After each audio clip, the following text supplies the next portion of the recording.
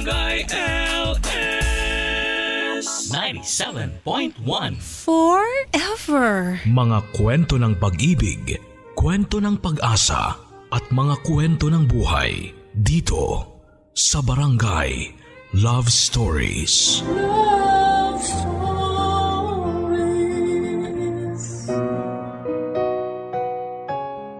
Ang kasalanan ay kayang pagtakpan ng kasinungalingan. Pero tandaan mo rin na may kasabihan tayo na walang lihim ang hindi nabubunyag. Ikaw, nagawa mo na bang ibintang sa iba ang kasalanan mo? Dear Papa Dudut, may oras sa buhay natin na kapag nakakagawa tayo ng isang pagkakamali, ay gusto nating pagtakpan yon para hindi tayo mapahamak. At sa takot natin na mabuko sa ginawa nating pagkakamali, ay maghahanap tayo ng ibang tao na pwedeng pagbuntungan nito. Isang magandang araw sa inyo, Papa Dudut, at sa lahat ng mga kabarangay na nakikinig ngayon. Tawagin niyo na lamang po ako sa pangalang Clara, 38 years old at isang housewife at nakatira ngayon dito sa Malabon. Matagal niyo na po akong listener, Papa Dudut. Sa umaga, sa tanghali at sa gabi ay wala po talagang lipatan. Solid kaming Barangay LS dito sa amin. At ang Barangay Love Stories ang pinaka-paborito kong programa sa lahat. Dahil sa ganda ng mga kwento ng inyong mga letter sender at sa galing na rin ng inyong mga aktor at sa inyong pagbabasa. Naiiyak talaga ako tuwing tanghali. Papa Dudut, matagal ko na rin pong gustong magpadala ng sulat ko. Pero ilang ulit ko po muna itong pinag-isipan. Dahil isa ito sa masasabi ko na hindi magandang parte ng buhay ko. Kaya naman ngayon pa lamang po ay sasabihin ko na marami akong binago na pangalan at lugar sa ibabahagi kong kwento. Para na rin sana maitago at maproteksyonan ang aking sarili at pamilya. Medyo maselan at sensitibo po kasi ang kwentong ibabahagi ko sa araw na ito. Pero ang lahat po ng mga pangyayari sa sulat ko na inyong mababasa ay totoong nangyari sa buhay ko. Papa Dudut, solong anak lang ako ng daddy ko at masasabi ko na lumaki po talaga ako na medyo spoiled dahil lahat ng gusto ko ay nasusunod. Lalo na kapag material na bagay ay ibinibigay niya sa akin. Maaga rin kasi akong naulila sa mami ko. Kaya naman mag-isa na lamang si daddy na pinaparamdamang pagmamahal sa akin bilang isang magulang. At dahil medyo spoiled nga po ako ay aaminin ko na hindi rin masyadong naging maganda ang ugali ko noon, Papa Dudut. Pasaway ako sa bahay, school at sa church namin. Bawal po kasi sa religion namin ang mag-boyfriend kapag wala pa sa tamang edad. O kaya ay hindi naman kasapi ng aming relihiyon. Pero mula high school hanggang college ay nakailang boyfriend na po ako. Siyempre lahat yun ay patago at hindi alam ng daddy ko.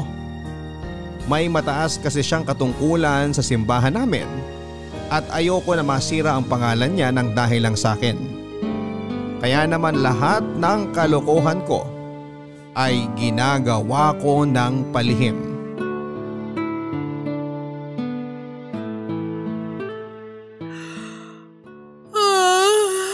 Nakakaantok naman. Uy Clara, bakit nandito ka pa sa simbahan? Hinihintay ko pa kasi si Daddy. Kinakausap pa siya ni na pastor sa opisina. Nako, mukhang matagal pa yan. Oo nga eh. Naiinip na nga ako. Ikaw, bakit pala nandito ka pa rin? Kami kasi yung naka-assign ngayon sa pagbabalot ng mga pagkain at damit na idodonate dun sa churchmates natin na nasunugan. Inaantok na rin ako dun sa loob kaya tumakas muna ako. Parehas pala tayo eh. Nakakatamad naman kasi talaga dito sa simbahan natin. Wala man lang pogi para bigyan tayo ng inspirasyon para sipagin na umattend ng mga church service. Speaking of pogi, hindi mo pa siguro nakikilala si Nelson. Nelson? Sino yun? Bago lang yun dito sa church natin, pero matagal na siyang kasapi ng relihiyon natin. Galing kasi silang mag-ina sa probinsya at kalilipat lang dito sa lugar natin. Okay, so anong meron sa kanya? Kasi diba naghahanap ka ng pogi dito sa church? Naku, Clara, pag nakita mo yung si Nelson, sisipagin ka ng umattend lagi ng mga service natin. Talaga lang ha? Baka mamaya mukhang paalang yung Nelson na yan. Uy Lori, nandiyan ka lang pala. Kanina ka pa hinahanap dun sa stockroom ni na tita kasi bigla ka raw nawala. Ano kasi? Eto kasing si Clara may tinatanong tungkol sa isang subject nila sa school. Sabi ko nga i-email na lang niya sa akin mamaya. Oo nga pala Clara, ito si Nelson, yung bagong churchmate natin dito. Nelson, si Clara, best friend ko. Nice to meet you, Clara. Ganon din ako, Nelson. Alam mo, totoo pala yung sinasabi ni Lori kanina tungkol sa'yo. Ano yon? Nagwapo ka raw sa malapitan. Uy, wala akong sinabing ganyan ah. Palabiro ka pala, Clara. Sige na, babalik na ako sa stockroom. Lori, sumunod ka rin doon ha? Oo, pakisabi kina tita na pabalik na rin ako. Makakarating. Balik muna ako doon. Bye. Grabe, Lori! Ang gwapo pala talaga ng Nelson na yun. Sabi ko naman sa'yo Kaya lang medyo suplado yan kasi solong anak lang. Tapos sila lang ng nanay niyang magkasama. Ang alam ko pa, working student siya. Tapos active pa dito sa mga service at activity ng church natin. Kaya ayan, medyo seryoso talaga sa buhay. Alam mo yan talaga yung mga tipo kong lalaki Yung kunwaring suplado at seryoso pero nasa loob naman ng kulo. Talaga ba? Kaya lang mukhang hindi ka type Kita mo nga hindi man lang nakipagkamay sa'yo. Nahihiya lang yun pero ramdam ko na type niya rin ako. Gusto mo magpustahan pa tayo In 1 month, boyfriend ko na yung si Nelson. Sige ba? Pupusta ako ng 1,000. Hindi ka papansinin yan. Aba, wala kang kabilib-bilib sa akin ha? Makukuha ko rin kaagad yung Nelson na yan, makikita mo.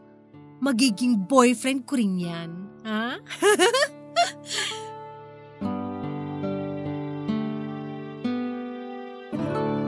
Papadudot mahilig talaga ako sa gwapo. Lalo na yung maganda ang mga mata.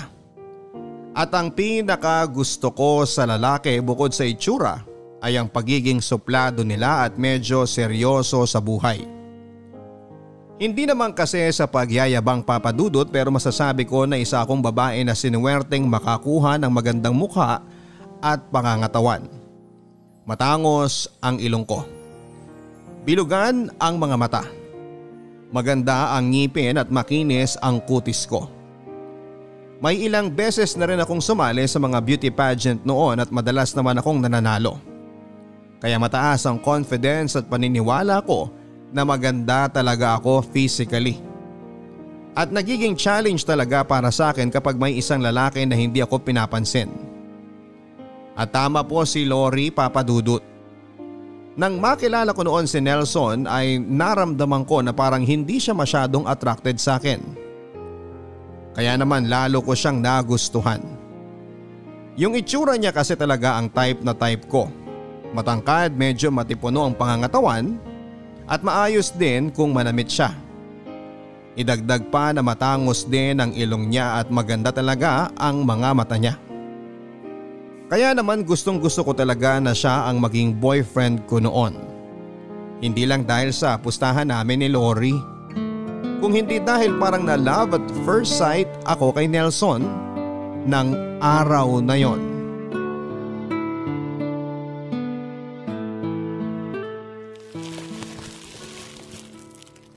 Nax! Anong masamang hangin ang umihip sa'yo at naisipan mong tumulong ngayon sa pagre-repack nitong mga dilata at bigas dito sa likod ng simbahan?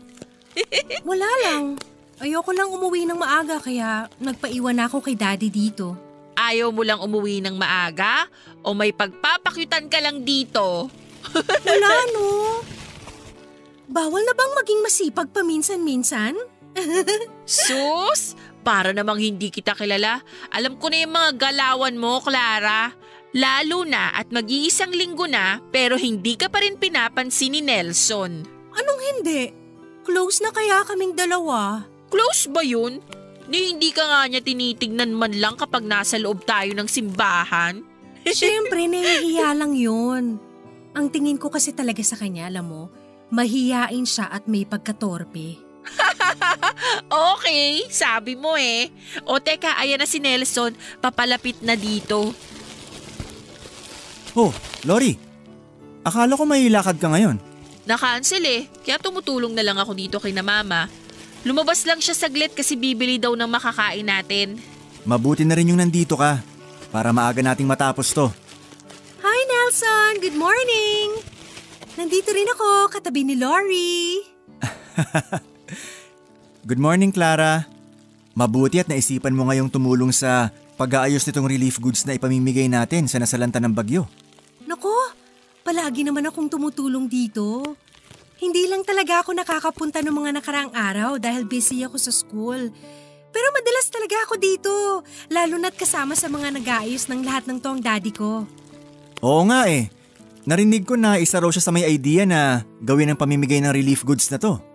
Yung daddy ko kasi, palaging may magandang plano para sa ikabubuti ng kapwa natin. Kahit nga hindi natin member dito sa simbahan, palagi pa rin niyang tinutulungan eh. Maawain kasi yun. Siya nga rin ang palaging kinakausap ni Pastor at kinukuhanan ng idea kung paano pa tayo pwedeng makatulong sa ibang tao. Sa tingin ko nga, sa kanya ko rin naman ang kabaitan at kasipagan ko.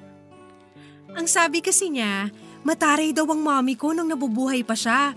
Eh hindi naman ako mataray at suplada, kaya siguro lahat ng lambing at pait ko sa katawan, kay daddy ko talaga nakuha. Clara, excuse me lang ha. May gagawin lang muna ako sa labas.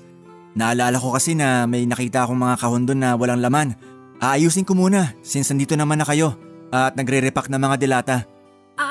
Sige. Pero bumalik ka kaagad ha?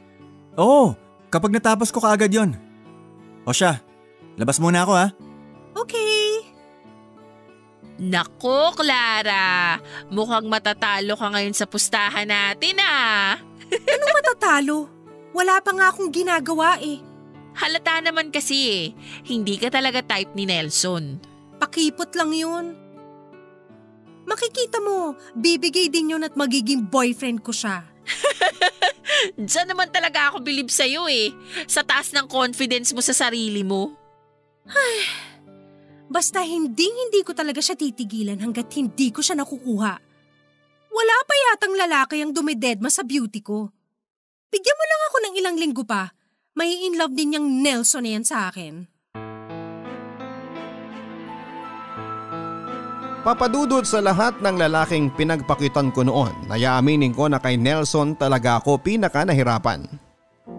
Oo, pinapansin at kinakausap naman niya ako pero saglit lang talaga at palagi pang malamig ang pakikitungo niya sa akin. Hindi ko alam kung hindi niya lang ba talaga ako type o baka nagpapakipot lang talaga siya sa akin.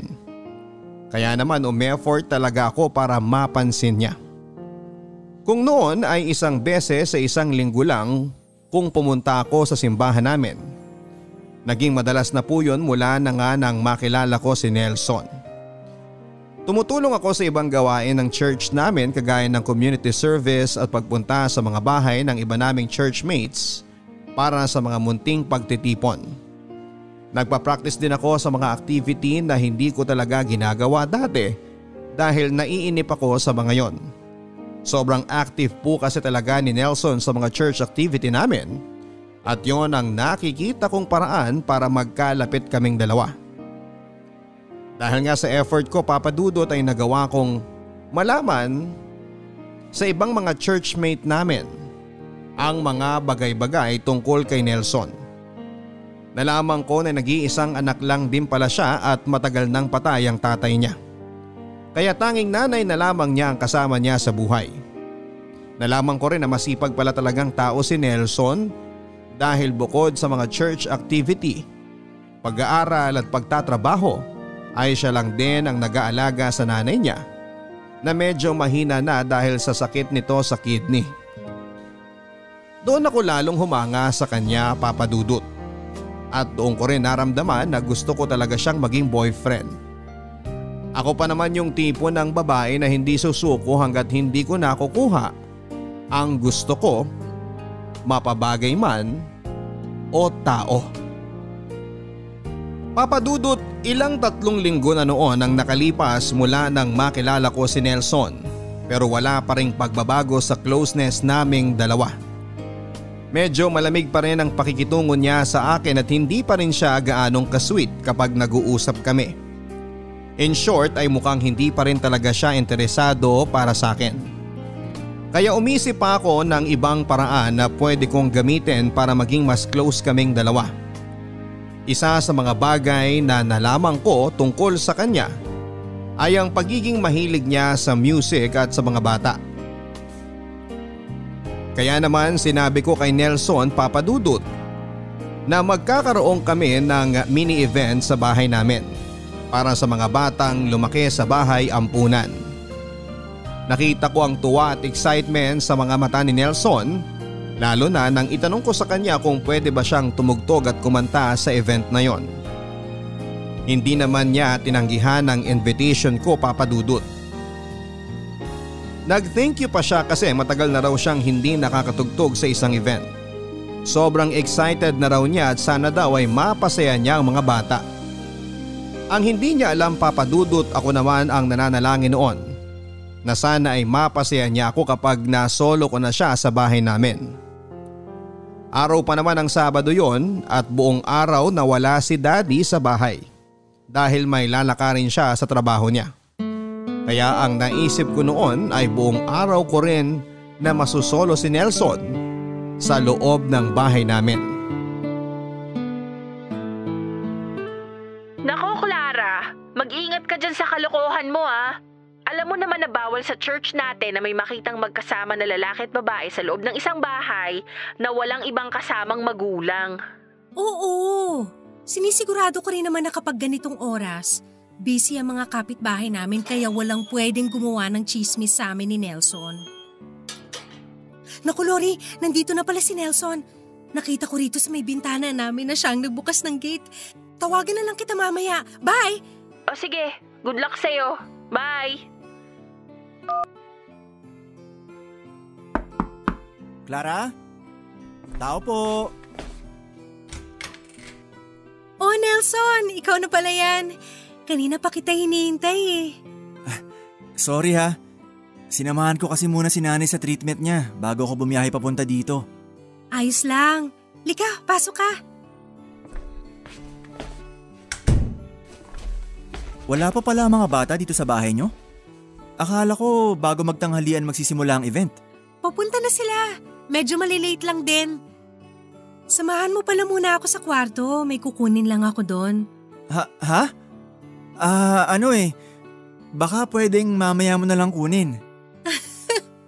Ano ka ba? Wala naman akong gagawin na masama sa'yo.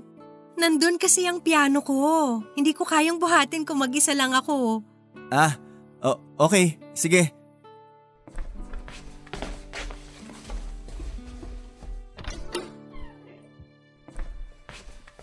Ang laki pala ng kwarto mo. Saan ba dito nakalagay ang piano mo? Bakit sinarado mo yung pinto? Clara, sandali lang. Itigil mo nga yung paghalik mo sa akin. Ikaw naman, Nelson. Napakapakipot mo. Hayaan mo na nga lang ako sa ginagawa ko. Alam mo, lalabas na ako. At mabuti pa siguro kung umalis na rin ako. Dahil parang wala namang event na mangyayari dito sa bahay niyo eh. Eh di tayo na lang ang gumawa ng event dito sa kwarto ko. Clara, sandali nga. Pwede bang itigil mo na yung ginagawa mo sa akin? Mali to eh. Clara, nasan ka? Nakapag-almusal ka na ba? May dala akong pagkain dito. Si Daddy? Hindi pwede to. Dapat mamaya pa siya uwi ah. Ayan na nga ba sinasabi ko eh. Lalabas na ako ng kwarto mo at sasabihin ko sa kanya lahat ng kalokohan mo na to. Hindi! Hindi ka lalabas! Nelson, tama na! Ayoko sabi! Bitawan mo ako! Clara, ano ba yung sinasabi mo? Bakit pinupulit mo yung damit mo?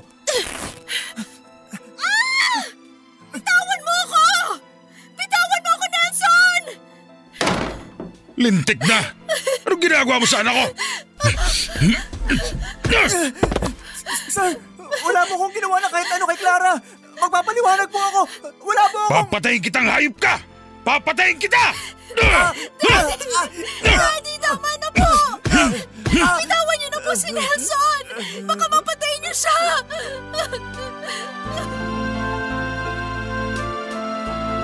Papadudod sa sobrang takot ko po na mahuli kami ni Daddy at malaman niya ang tungkol sa kalokohan na gusto kong gawin kay Nelson ng araw na yon, ay bigla na lamang po akong nagsisigaw at sinira ang suot kong damit upang palabasin na may ginawang masama sa akin si Nelson.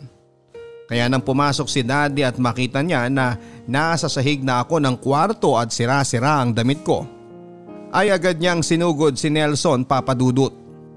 At halos mabugbog niya ito. Mabuti na lamang po at may pumasok na kapitbahay namin at kaagad na napahinto si Daddy sa ginagawa niyang pananakit kay Nelson. Papadudot, bawal po kasi talaga sa relihiyon namin ang makita na magkasama ang isang babae at lalaki sa isang kwarto, lalo na kung hindi pa sila kasal. At malaking kahihiyan kapag nalaman ng tao na ako mismo ang nagpapunta kay Nelson sa bahay namin. Kaya naman nawala na po talaga ako sa maayos na pag-iisip ng mga oras na yon at gumawa na lamang ako ng kwento. Medyo mahigpit din po ang relihiyon namin sa mga ganitong klase ng pangyayari. Hindi namin ito basta-basta pinapaalam sa pulis o iba pang mga kinakaukulan. Kaya ang ginawa po ng kapitbahay na kasapi din namin sa aming relihiyon ay tumawag sa ibang kasamahan namin sa simbahan upang sunduin kami. Iyak po ako ng iyak ng mga oras na yon, Papadudut. Hindi dahil sa takot kung hindi dahil sa guilty at kahihiyan sa mga nangyari. Nakita ko kasi ang mukha ni Nelson na may bahid ng dugo at malaking pasa dahil sa mga suntok ni Daddy. Nakita ko ang galit sa mga mata niya sa talas ng tingin niya sa akin. Alam ko, Papadudot, at ramdam ko na galit siya sa akin ng mga oras na yon. Lalo na nang magkaharap-harap kami sa opisina ng pastor ng aming simbahan.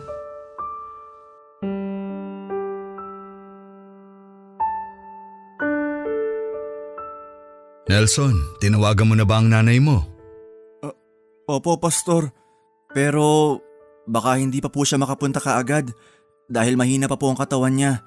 Kaka-dialysis lang po kasi sa kanya kanina, kaya hirap pa po siyang makakilos. Pero sa ganitong pangyayari, alam mo naman na kailangan niyang makarating, di ba? Opo, pero sana po maintindihan niyo na may sakit si nanay, kaya nga hindi rin po siya masyado nakakapunta sa mga church service natin. Kung ganon, ipapasundo ko na lang siguro siya sa mga kasamahan natin. Kahit naman ipakausap mo sa amin ang nanay ng rapist na yan, Pastor, hindi pa rin magbabago desisyon ko na ipakulong siya. Sir, wala nga po akong kahit na anong ginawang masama sa anak niyo. Napakasinungaling mong hayop ka! Huling-huli ka na sa akto, tumatanggi ka pa! Tama na yan. Mamaya na tayo magtalo-talo kapag nandito na ang nanay ni Nelson. Ngayon, gusto ko munang marinig mula kay Clara ang nangyari sa loob ng bahay ninyo. Clara, paano ba talaga nakapasok si Nelson hanggang sa loob ng kwarto mo? Clara, please, sabihin mo ang totoo. Na wala akong kasalanan. Tumahimik ka dyan! Kung hindi, sasamahin ka talaga ulit sa akin! Sandali lang! Sandali lang! Si Clara ang tinatanong ko at boses niya lang ang gusto kong marinig ngayon. Clara, sabihin mo kung ano talaga ang nangyari bago makapasok ng kwarto mo ang daddy mo. May kumatok po kasi sa pinto ng bahay namin. Nang buksan ko po, nakita ko na si Nelson pala ang bisita namin. Akala ko si Daddy ang pakay niya kaya sinabi ko po kaagad na nawala si Daddy doon at may pinuntahan. Hindi ko naman po talaga siya dapat papapasukin pero tinulak niya po ako. Hinila niya ako papasok sa loob ng bahay at papasok ng kwarto. At doon po, doon niya po sinimulang sirain ang damit ko. Clara, alam mo hindi totoo yung mga sinasabi mo. Please naman. Wala akong kasalanan sa'yo. Wala akong kahit na anong ginawa sa'yong masama. Parang awa mo na, Clara. Sabihin mo sa kanila ang totoo. Hindi kita sinaktan. Ikaw mismo nagpapunta sa akin sa bahay niyo. Ayup kang rapist ka! Huwag mong ginagawa sinungaling anak ko! Ha? Tama na yan! Igalang nyo naman ang opisina ko. Mabuti pa, Nelson, lumabas ka muna. Mamaya na lang tayo mag-usap kapag dumating na ang nanay mo. Pero Pastor… Ang sabi ko, lumabas ka na, di ba? O gusto mo tumawag na ako ng pulis para tuluyan ka ng makulong? Sige po, Pastor. Lalabas na po ako.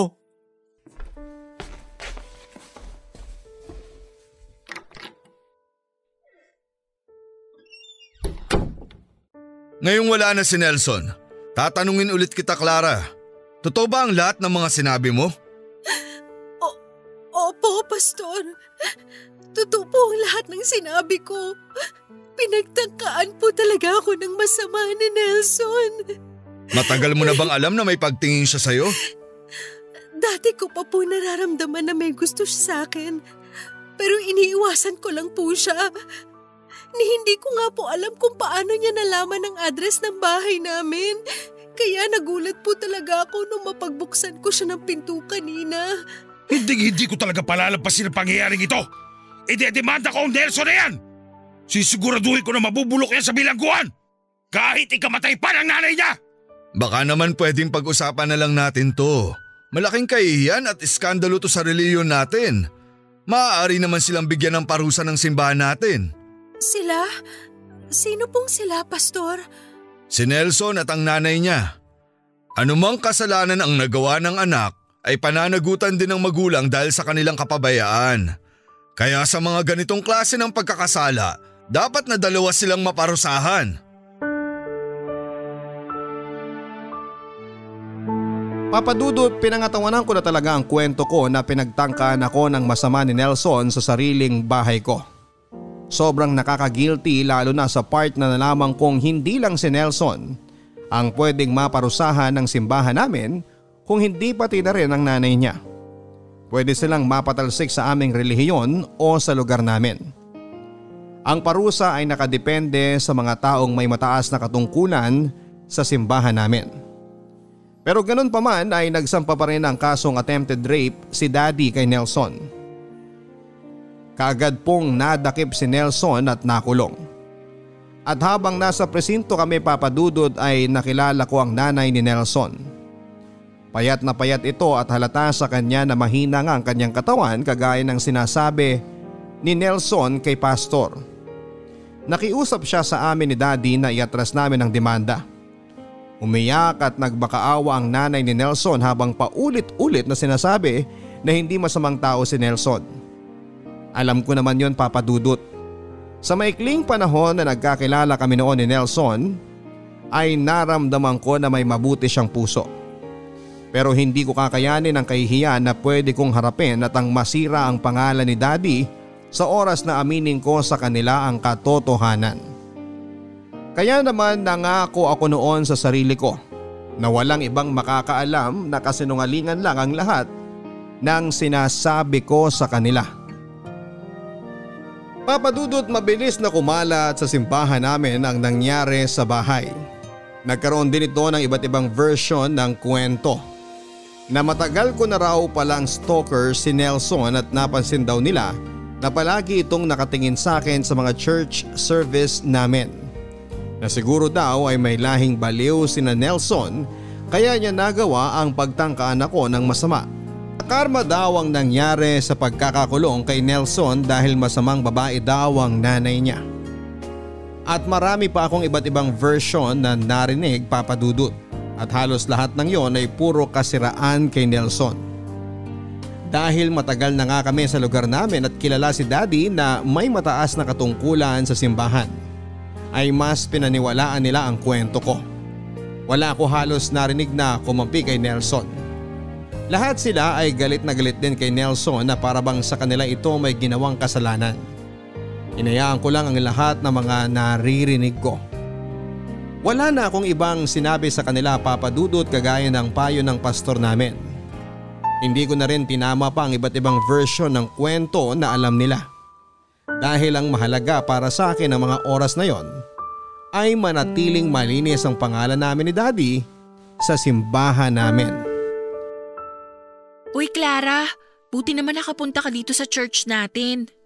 Oo nga eh. Hindi rin muna kasi ako pinapalabas ni Daddy ng bahay namin. Hindi nga rin muna niya ako pinapapasok sa school. Ganun ba? Ang tagal din nating hindi nakapag-usap eh. Pero kumusta ka na? Mas maayos na kaysa nung nakaraang mga araw. Mabuti naman kung ganun. Pero Clara, totoo ba yung nangyari? Hindi ko na kasi alam kung ano yung totoo sa mga kwento na naririnig ko eh. Ang daming version eh.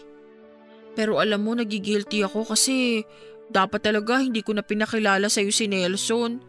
Kung alam ko lang na may pagkamanyakis pala yung lalaking yun, di dapat hindi na ako nakipagpustahan sa'yo. Hindi naman kasi halata sa kanya na masamang tao siya eh. Hoy, ba't ka umiiyak? Nahihirapan pa rin kasi ako hanggang ngayon eh. Pakiramdam ko, gabi-gabi akong pinabangungot ng dahil sa nangyari sa bahay. Sorry, hindi ko na siguro dapat tinanong pa. Alam ko naman na mahirap talaga sa'yo yung nangyari. Na-trauma ka sa ginawa ni Nelson sa'yo. Hayop pala yung lalaki na yun, napakamanyak. Mabuti na lang talaga't nakulong na siya. Ayos lang. Huwag ka mag-alala. Ang totoo, nagigilty lang kasi talaga ako hanggang ngayon eh. Guilty? Bakit naman? Kasi Lori, hindi naman talaga masamang tao si Nelson eh. Mali ang iniisip ng iba sa kanya. Ha? Anong ibig mong sabihin? Lori, ako yung may kasalanan dito kung bakit nakulong si Nelson. Inosente talaga siya. Teka, naguguluhan ako eh. Magtapat ka nga sa akin, Clara. Ano ba talagang nangyari ng araw na yun? Lori, hindi talaga ako pinagtangkaan ng masama ni Nelson. Dapat kasi hahalikan ko lang siya noon para maakit ko siya at mapaamin na gusto niya rin ako. Kaya lang biglang dumating si Daddy. Tapos nagpanik na ako kaya nagsisigaw na lang ako. At umarte na may ginagawang masama sa akin si Nelson. OMG, Clara! Paano mo nagawa ang bagay na yun? Nagpanik na nga ako eh. Natakot ako. Ayoko mapagalitan ako ni Daddy tsaka ayoko masira ang pangalan namin dito sa church natin. Kaya nagsinungaling ka at gumawa ka na lang ng kwento? Alam mo ba na dahil sa ginawa mo, pabalik-balik ngayon sa ospital ang nanay ni Nelson? Lalo siyang nanghihina at lalo silang nababaon sa utang dahil sa paghahanap ng nanay niya ng pera sa pampiyansa para kay Nelson. Kaya nga lalo ako nagigilty. Sinabi ko na nga rin kay Daddy na iatras na namin ang kaso at hayaan na lang sina Pastora magparusa kay Nelson. At hahayaan mo talaga na parusahan nila si Nelson? Kahit wala naman siyang kasalanan? At least hindi siya makukulong.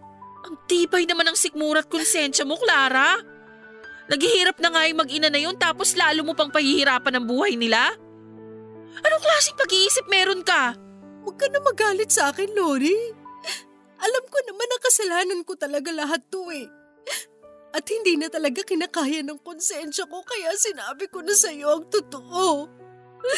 Hindi ko kailangan na kampihan mo ko dahil ako talaga ang masama dito. Pero ang gusto ko lang, makinig ka sa akin. At itago mo lahat ng mga nalaman mo. Ano pa bang magagawa ko? Ayoko rin namang madamay pa sa gulo na to. Pero please lang, Clara. Pakiusapan mo naman ng daddy mo na iatras ng demanda kay Nelson. Kahit yun na lang ang magawa mo. Dahil hindi mo alam ang hirap na pinagdadaanan ng nanay niya ngayon para lang makaharap ng perang pampiyansa sa kanya.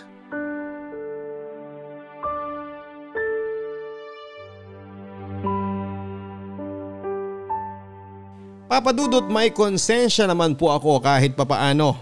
Kaya nga po gabi-gabi akong hindi nakakatulog noon dahil sa nangyaring yon. Gabi-gabi rin po akong umiiyak dahil hindi ko maitama ang mali ko. Hindi ko magawang sabihin sa lahat ang totoong nangyari. Pero pinipilit ko pa rin na pigilan ang sarili ko na aminin ang katotohanan. Ang nasa isip ko kasi noon, Papa Dudut, alam ko na makukonvince naman ni na pastor at iba pa naming churchmate si Daddy na iatras ang demanda. Ayaw talaga kasi ng gulo o iskandalo ng relihiyon namin. Anumang hindi pagkakaunawaan, sakitan o masamang pangyayari, krimen man o hindi, hanggat maaari ay inaayos ng mga pastor sa amin o kung sino mang may mataas na katungkulan sa simbahan. Pagkakasunduin ang dalawang involved sa gulo at paparusahan nila ang dapat na parusahan. Hanggang sa makalimutan na nga ng lahat ang pangyayaring yon. Ganon po ang gusto ko na mangyari, Papa Dudut.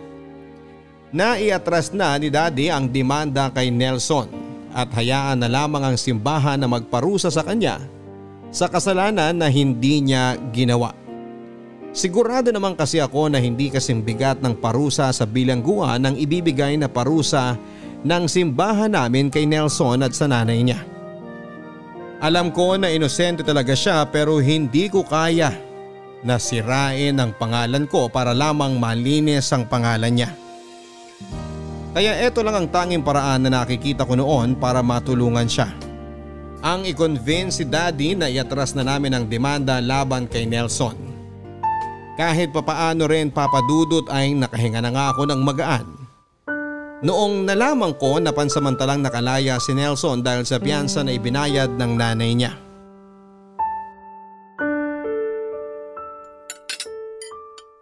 Ang balita ko nakalabas na raw ng kulungan ng hype na Nelson na yon. Narinig ko rin po yan sa simbahan kanina. Lintik talaga. Dapat hindi siya tinulungan ng ibang kasapi natin sa simbahan eh. Sigurado kung sila nag-abot ng pera para makaipon ng pampiyansa ang nanay ng Nelson na yon. Mabait naman po ang nanay ni Nelson, Daddy. Kaya po siguro marami ang tumulong sa kanya para makaipon ng sapat na pera. Anong mabait? Eh yun din naman ang sabi nila kay Nelson nung bago pala siyang umati sa simbahan natin ah. Kunwaring maamong tupa ang mukha at kilos. Demonyo naman pala ang budinong hayop na yon. Ay, Daddy, kinausap nga po pala ako kanina ni Pastor. Ano na naman sinabi niya sa'yo? Tungkol pa rin po sa nangyari dito sa bahay. Huhulaan ko. Gusto niyang kumbinsihin mo ako na i-atras natin ang demanda kay Nelson. Tama ba? Opo, Daddy.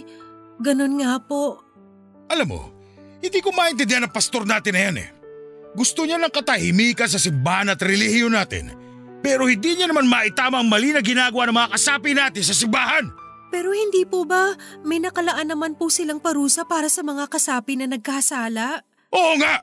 Pero sa ginawa ng hype na Nelson na yun sa'yo, hindi ko aaya na sila magbigay ng mababaw na parusa. Pero Daddy, mukha naman pong tama si na Pastor. Para sa ikatatahimik nating lahat, bakit hindi na lang po natin iatras ang demanda kay Nelson? Bakit ko naman gagawin yon? Parang sinabi mo na rin na hayaan ko na lang siya nasaktan at gawan ka na masama. Ikaw pa na nag-iisang anak ko?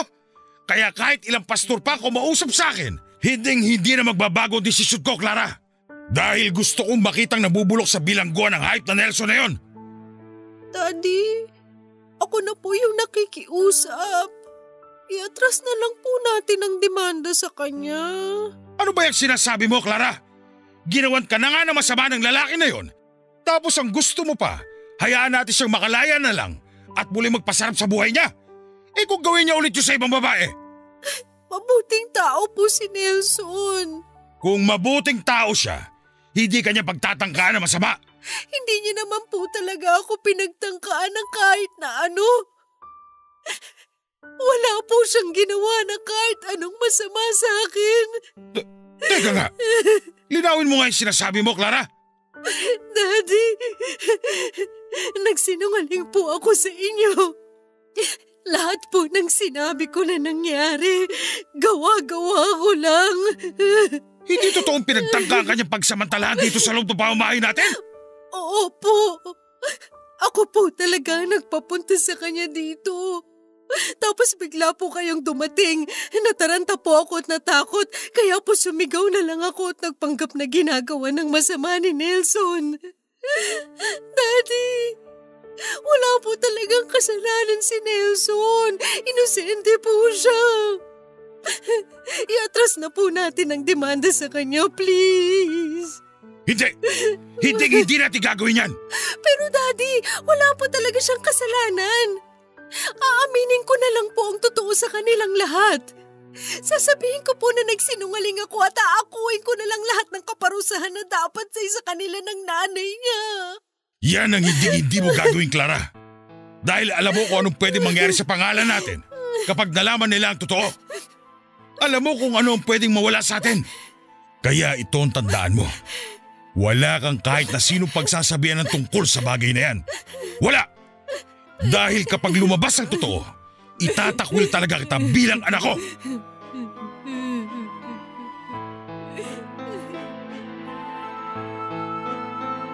Papa Dudut, siguro nga ay nagmana talaga ako sa daddy ko.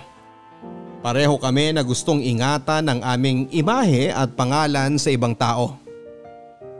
Yung kahit makatapak o makapanakit na kami ng iba ay ayos lang. Basta nananatiling malinis ang pangalan namin sa paningin at pandinig ng iba. Sa kanya ko talaga siguro namana ang ugali ko na pagiging makasarili. Walang ibang mahalaga sa amin kung hindi ang aming mga sarili lamang. Pero Papa Dudut, nilalamon na po talaga ako ng konsensya ko ng mga panahon na yon. Kaya po ilang beses ko rin pong iniyakan si Daddy at pinakiusapan na iatras na namin ang demanda kay Nelson. Pero sinabi niya na ayaw niyang mapahiya at mag-isip ng masama ang ibang tao sa amin. Na kailangan daw ay makita ng lahat na ako talaga ang biktima sa nangyari. Hindi niya raw hahayaan na mangyari na dahil sa kalokohan ko ay mawala sa kanya ang katungkulan niya sa simbahan na matagal niyang iningatan at pinagpaguran. Kaya para daw sa ikakatahimik namin ay gusto niya raw talaga na makulong si Nelson. Naging triple po tuloy ang pagka-guilty ko noon, Papa Dudut. Gustong gusto ko na po kasi talagang itama ang naging pagkakamali ko. Pero paano ko gagawin yon kung ang gusto ng daddy ko ay ipagpatuloy ang kasinungalingan na inumpisahan ko? Papa Dudut, may 3 buwan din ang lumipas. Bago ako bumalik sa pag-aaral ko noon, kinuha ko ulit ang mga subject na hindi ko na nagawang pasukan at tapusin bago nangyari ang gulo sa pagitan namin ni Nelson. Mahirap pero pinilit ko na ibalik sa normal ang buhay ko. Lalo na at hindi ko na rin nakita pa noon si Nelson. Hindi na kasi siya uma-attend ng mga church service namin, Papa Dudut. Ang balita ko rin ay lumala raw ang sakit ng nanay niya kaya kinailangan niya itong palaging bantayan. Huminto na rin daw siya sa pag-aaral dahil nga sa nabaon na raw sila sa utang. At siguro dahil na rin sa kahihiyan ay hindi na siya nagpapakita pa sa simbahan namin. Hindi pa rin inatras ni Daddy ang demanda, Papa Dudut. Pero si Pastor ay hindi rin sumuko sa pagkumbinse kay Daddy na tapusin na ang gulo. May nakahanda naman raw na parusa para kay Nelson at sa nanay nito. At mas okay na raw yon kesa mas skandalo pa ang simbahan at relihiyon namin. Pero ng mga oras na yon ay buo pa rin talaga ang isip ni Daddy na makitang nabubulok sa loob ng bilangguan si Nelson. Naku Clara, hindi pala ako makakasabay sa iyo umuwi. May practice pa kasi kami ng sayaw para sa isang subject namin eh. Sorry ha. Ay, ano pa bang magagawa ko? Hindi naman kita pwedeng kalad ka rin para sumabay sa akin. O siya, mauna na akong umuwi. Maglalakad na lang ako papunta doon sa may sakay ng tricycle. O sige, babalik na rin ako sa gym. Ingat ka. Ingat ka rin mamaya. Bye! Clara, sandali. Nelson? Anong ginagawa mo dito? Gusto lang kita makausap kahit saglit lang. Pero alam mo naman na hindi tayo pwede mag-usap kung di nating kaharap sina Pastor, di ba? At alam ko rin na hindi ka magsasabi ng totoo kapag kaharap natin sila. Lalaki lang kasi ang gulo na to kapag nalaman nila na nagkita tayo ng walang ibang kasamang tao. Kaya please, umalis ka na lang, Nelson. Sino ba nag-umpisa ng gulo na to? Hindi ba ikaw naman, Clara? Nelson, I'm sorry.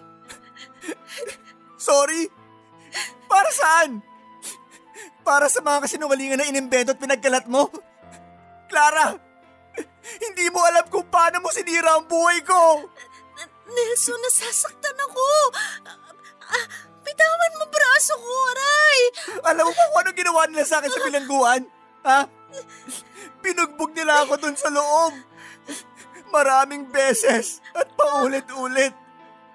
Dahil ang sabi nila, masamang tao raw ako. At ang masasamang tao raw na kagaya ko, hindi na dapat binubuhay sa mundong ito. Pero Clara, wala akong kasalanan. Inosente ako. At ikaw mas nakakaalam nun. Hindi ko naman sinasadya talaga eh. Nagpanik lang ako nung dumating si Daddy sa bahay. Kung hindi mo sinasadya, bakit hindi mo binawi ang lahat ng kasinungalingan na sinabi mo? Dahil natakot na ako. Natakot ako sa sasabihin ng ibang tao sa amin, lalo na sa akin. Kaya ayos lang sa'yo kahit makasira ka ng buhay ng ibang tao. Palibhasa kasi, hindi ka lumaki sa hirap eh. Hindi mo alam kung anong hirap ang pinagdaanan ko mula ng bata pa ako. At ngayon, dinoble mo pa ang hirap na pinagdadaanan ko dahil sa kasinungalingan mo. Dinamay mo pa ang nanay ko. Nang dahil sa'yo, lalong lumubha ang sakit niya. Ikaw, Clara, ang punot-dulo ng pagkasira ng buhay ko! Nelson, please. Please, nasasaktan na talaga ako. Bitawan mo na ang braso ko, aray. Tinakwil kami ng halos lahat ng kamag-anak namin. Tinakwil kami kahit ng mga dati naming kaibigan. Ilang beses na lumuhod at nagmakaawa ang nanay ko sa kung kani-kaninong tao para lang makiram siya ng pampiyansa sa akin. Ilang mura at sigaw ang tinanggap niya para lang makakuha siya ng pera. Clara, wala naman kaming kasalanan sa'yo eh. Wala akong kahit na anong naging kasalanan sa'yo. Pero bakit? Bakit kailangan mong gawin to sa akin? Bakit kailangan mong sirain ang buhay ko? Nelson? Anong ginagawa mo kay Clara? Tandaan mo to, Clara.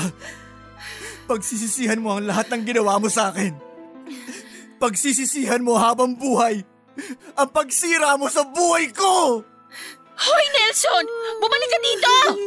Lori, hayaan mo na siyang umalis. Ayos ka lang ba? Gusto mo bang tawagan ko ang daddy mo? Wag na please. Ayoko malaman niyang tungkol dito. Ayoko mas maging magulo ang lahat. Hindi naman ako sinaktan ni Nelson eh. Ay, sige, ikaw ang bahala. Halika, aalalayan na kitang tumayo. Pero kaya mo bang maglakad? Oo, kaya ko. Kaya ko. Salamat, Lori.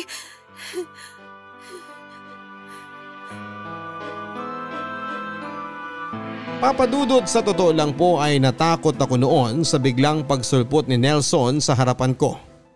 Lalo na sa paraan niya ng pakikipag-usap sa akin. May gigil at galit ang bawat salitang binitawan niya. Ramdam ko rin ang bigat na dinadala niya dahil sa luha sa kanyang mga mata. Yon ang unang pagkakataon na nakita ko ulit siya pagkatapos naming magharap-harap noon sa presinto. Malaki po ang pinayat niya. Nagkaroon din siya ng makapal na balbas at bigote. Halos lumampas na rin sa may batok niya ang makapal niyang buhok at halata sa lalim ng eyebags niya na ilang araw na siyang hindi nakakatulog ng maayos. Malayong malayo na po ang itsura niya sa gwapong Nelson na nakilala ko dati. At alam ko na lahat ng yon ay dahil sa akin. Nang makauwi po ako ng bahay ay hindi ko sinabi kay Daddy ang tungkol sa ginawa sa akin ni Nelson, Papadudut. Pinakiusapan ko rin po si Lori na sana ay wala na siyang ibang pagsabihan para hindi na rin lalo pang maiskandalo si Nelson. Sa ginawa niya kasing yon ay alam ko na siya lang din ang mas mapapahamak. Kaya pinilit ko na lamang ang sarili ko na pakalmahin at itago ang lahat. Bakit parang ang daming tao ngayon sa labas ng simbahan? Oo nga po, Daddy. Napansin ko rin po yun kahit kanina nung nagpark tayo ng sasakyan sa labas. Wala namang espesyal na okasyon ngayon. Tsaka masyado pang maaga para sa service ni Pastor. Baka po merong may birthday kaya parang may okasyon ngayon. O siya, sige, maiwan muna kita dito. Pupuntahan ko lang muna si Pastor sa opisina niya, ha? Sige po, dito ko na lang po kayo hihintay na makabalik. Nasaan kaya si Lori? Nakita ko na ang mama niya sa labas kanina eh. Bakit hindi ko pa rin siya nakikita dito hanggang ngayon? Clara, nandito ka na pala sa simbahan. Medyo kararating lang din. Saan ka pala galing? Nakita ko na kasi ang mama mo sa labas kaya akala ko makikita kaagad kita. May inayos lang akong gamit sa stockroom. Ah, okay. Lori, bakit pala parang ang daming tao ngayon dito sa simbahan? Akala ko meron lang may birthday pero parang hindi naman kasi ang seseryoso ng mukha ng mga churchmate natin. Clara, hindi mo pa ba alam ang nangyari? Magtatanong ba ako kung alam ko na? Ano ba kasi yun? Ano kasi? May nangyaring hindi maganda sa bahay ni Nelson kaninang umaga. Ha? Ano yun? Sabihin mo sa akin, Lori. Ay, namatay na kasi yung nanay ni Nelson kahapon. Tapos kaninang umaga, nakita naman siya ng pinsan niya sa bahay na walang malay. Clara, huwag ka masyadong mabibigla sa susunod kong sasabihin sa'yo ha. Pwede bang sabihin mo na lang sa akin ang lahat ng nalalaman mo, hindi yung pinapakaba mo pa ako ng ganito? Clara, si Nelson kasi, nagtangka siyang magpakamatay. Nang makita siya ng pinsan niya sa loob ng bahay nila, may katabi siyang bote ng muriatic acid. Yun ang ininom niya para subukan na tapusin ang buhay niya. Ano? Lori, sigurado ka ba dyan sa mga sinabi mo? Oo, kasi yun ang kanina pang usap-usapan dito sa simbahan.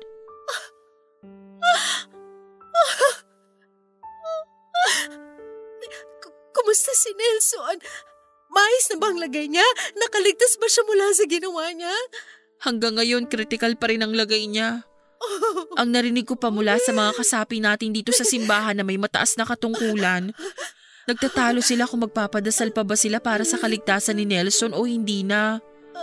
Alam naman kasi natin na napakalaking kasalanan ang ginawa niya. Ako may kasalanan nito eh. Kasalanan ko kung bakit yun nagawa ni Nelson. Huwag mong sabihin yan. Hindi mo naman inutos kay Nelson na subukan niyang magpakamatay eh. Pero kung dahilan ko bakit nasira ang buhay niya, kaya parang ako na rin na nagtulak para gawin niya yun. Kasalanan ko talaga to, Lori. Kasalanan ko lahat ng to. Dapat sinabi ko na lang ang totoo. Hindi ko na dapat tinago pa yun. Dapat hindi ko na lang ibinintang sa kanyang naging pagkakamali ko. Tama na, Clara.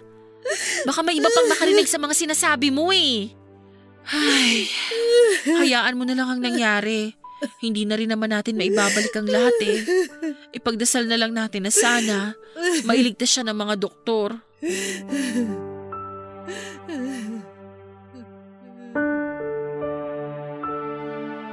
Papadudot, bago po ako mapahaguluhol sa loob ng aming simbahan ay nag-decide na akong umuwi na lamang. Pinasabi ko kay Lori na sabihin kay Daddy na nauna na akong umuwi. At nang makarating ako sa bahay ay hindi ko na po talaga napigilan pa ang sarili ko na umiyak ng umiyak. Hindi ako makapaniwala na ang simpleng tuksuhan at pustahan namin ni Lori ay pwedeng makasira ng isang buhay. Naisip ko noon na dapat ay hindi ko na lang sinama sa trip ko si Nelson. Na dapat ay hindi na lang ako nagsinungaling at gumawa ng kwento. At dapat ay hindi ko na lang siya pinahamak. Nang makauwi naman ng bahay si Daddy ay nalaman ko na ligtas na ang buhay ni Nelson, Papadudot. Halos maiyak ako sa tuwa nang marinig ko yon. Pagkalipas lang ng ilang araw ay binalita naman sa akin ni Lori ang naging kalagayan pa ni Nelson. Nagkaroon daw siya ng komplikasyon dahil sa ginawa niya. Nasunog ang lalamunan niya dahil sa ininom niyang muriatic acid. Kaya kinailangan ng butasan ang tagiliran niya at lagyan ng tubo upang doon na padaanin ang lahat ng kakainin niya.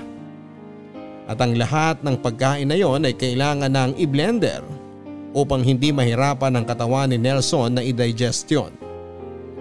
Ang masama pa doon, Papa Dudut, ay panghabang buhay na raw ang sitwasyon na yon. Nang kausapin nga raw si Nelson na mga kasapi ng simbahan namin ay sobra daw ang pagsisisi niya sa ginawa niya. Sinabi raw ni Nelson na parang pinarusahan na kaagad siya ng Diyos dahil sa malaking kasalanan na binalak niyang gawin. Hindi na lang daw talaga niya matanggap na wala na ang nanay niya kaya pumasok sa isipan niya na tapusin na lang ang sarili niyang buhay at sundan na lamang ito. Iniatras na rin namin ni Daddy ang demanda kay Nelson noon, Papa Dudut. At pagkalipas lang ng 2 buwan ay nalaman ko na umalis na siya sa lugar namin bilang parte at pagtanggap niya ng parusa ng aming simbahan sa kanya. Mula noon ay hindi na ako nakarinig pa ng balita tungkol sa kanya.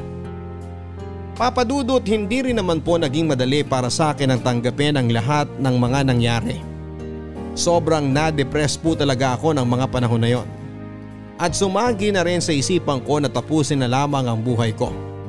Dahil alam kong yon lang ang sapat na kabayaran sa kasalanan na mga nagawa ko. Gustong gusto ko na kasi talaga na matanggal ang bigat na nararamdaman ko sa dibdib ko. At sigurado ako na mawawala lang yon kapag tinapos ko na ang buhay ko. Sa kabilang banda, Papa Dudut, ay hindi ko rin po yun ginawa dahil ang naiisip ko noon ay ayoko nang madagdagan pa ang kasalanan ko. Kaya pumayag ako sa gusto ni Daddy na magpa-check up ako sa isang espesyalista sa pag-iisip. Natulungan naman ako nito na kahit papaano ay mabawasan ang matinding depression na pinagdadaanan ko.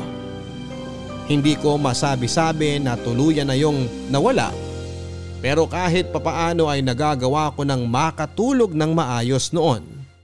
At paunti-unti ay sumisigla na ako sa tulong na rin ni Daddy. Pero Papa Dudut, kung kailan naman po unti-unti nang nakakabangon noon, ay saka naman po dumating ang isang pangyayari sa buhay ko na hindi ko alam kung pagsubok ba o parusa sa akin. Namatay kasi ang daddy ko nang dahil sa isang aksidente. Sumabog ang tangke ng LPG sa gusali na pinagtatrabahuhan niya at kasama siya sa mga nasawi. Noong ko ulit naramdaman, Papa Dudut, na para bang gusto ko na lang biglang maglaho sa mundong ito. Dahil ang kaisa-isang tao na kasama ko sa buhay ko at hindi napagod na alalayan ako ay nawala pa sa akin. Sa pangalawang pagkakataon ay pinilit kong magpakatatag. Ayoko nang tuluyan pang masira ang buhay ko dahil sa mga naging kasalanan ko. Tumira ako noon sa mga kamag-anak ko at nagpatuloy sa pag-aaral habang pilit na kinakalimutan ang lahat ng mapait na parte ng alaala ko. Mahirap, sobrang hirap po, Papa Dudut. Pero wala naman akong ibang pagpipilian. Kesa mahirapan akong tanggapin ang lahat ay mas mabuti pa na kalimutan ko na lamang. Pero hindi ko rin naman masasabi na nagawa ko yon, Papa Dudut, dahil kahit halos 20 taon na ang nakakaraan ay parang sariwang-sariwa pa rin dito sa dibdib ko ang sakit. Nagigilty pa rin ako dahil sa kasinungalingan na pinagkalat ko noon. At kagaya ng sinabi ni Nelson sa naging huling pag-uusap namin, habang buhay ko talaga sigurong sisisihin ang sarili ko dahil sa pagsirang ginawa ko sa buhay niya. Papa Dudut, dito ko na po tinatapos ang sulat ko na ito. Maraming salamat po sa pagpili at pagbabasa ng kwento ko para sa araw na ito. At sana sa oras na marinig ko na tong maere sa inyong programa ay maging tulay na ito para tuluyan ko nang makalimutan ang lahat ng masasamang nangyari sa buhay ko. Dahil sa maniwala kayo at sa hindi ay 20 taong ko na pong pinagsisisihan ang kasalanan na nagawa ko noon. Ang inyong forever kapuso at kabarangay, Clara.